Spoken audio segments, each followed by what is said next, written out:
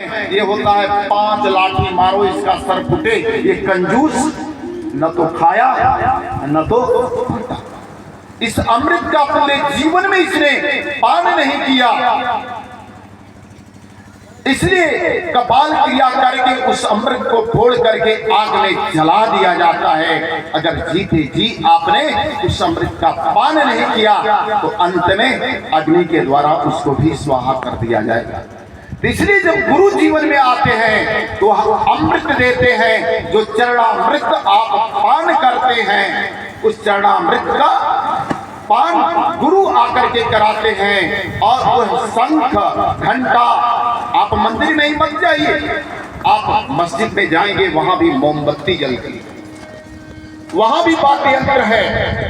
Church में जाएंगे वहां भी कैंडल जलती है, वहां भी नगाड़े रखे जाते हैं, वहां भी घोष हर स्थान पे है, वहां भी वाद्य शंख भगवान के हाथों में है। कमल का जो फूल भगवान के हाथ में है वह अमृत का प्रतीक है। कि ऐसा ही कमल आपके शीश में है और उस शीश में अमृत रखा गया है, और उस अमृत का पान करने से ही योगी संत महात्मा, उनको भोजन की जरूरत नहीं, उनको हवा तक लेना बंद कर देते हैं, वो बैठे के बैठे रह जाते हैं। उनको न प्यास ना ही उनको किसी बीमारी की, क्योंकि जब अमृत पीना प्रारंभ करते हैं तो उनके भीतर से आरोग्यता प्रदान होती है, रोगों से लड़ने की क्षमता बढ़ जाती है। कितना फल आप लोगों ने देखा? 1 2 3 फल। कौन कौन? पहला उस प्रकाश का, दूसरा उस अमृत का चरणामृत, तीसरा वह संगीत जो बिना बजाए निस्तिन बाजे, घंटा शंख नगारी रे बहरा सुन सुन मस्त होए, बात बतावे सारी रे। बताइए, हाथी ने कौन सीताराम बोला? हाथी ने नमो भगवते वासुदेवाय बोला। उस गज ने क्या पुकारा? आप बताओ। किसी मृत्यु होते समय व्यक्ति को देखो, उसकी वाणी रह जाती है क्या? नहीं रहती है। लेकिन सदगुरु आते हैं तो उस नाम को देते हैं। गदा क्या है? नाम का प्रतीक है। जैसे गदा से मार करके शत्रु का नाश किया जाता है, वह नाम कलयुग केवल नाम आधारा, सुमिर सुमिर नर उतरहि पारा। वह नाम गोस्वामी तुलसीदास जी लिख सकते थे, कलयुग केवल राम प्यारा। नाम के जगह राम भी लिख सकते, नहीं लिखा। उन्होंने लिखा, नाम निरूपण नाम जतन ते, यही प्रकटत जिनि मोल रतन ते।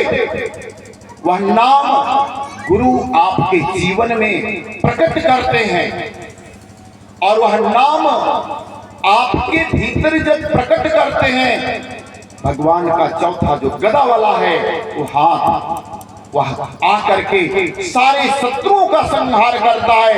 आपके भीतर जितने भी कामना, वासना, इच्छा, मद, मोह, मत्सर, इन सारे शत्रुओं का वह नाम जब मिल जाता है तो एक एक करके सारे शत्रु अपने आप स्वतः समाप्त हो जाते हैं। इसलिए तीर्थ नहाए एक फल, संत मिले फल कितना?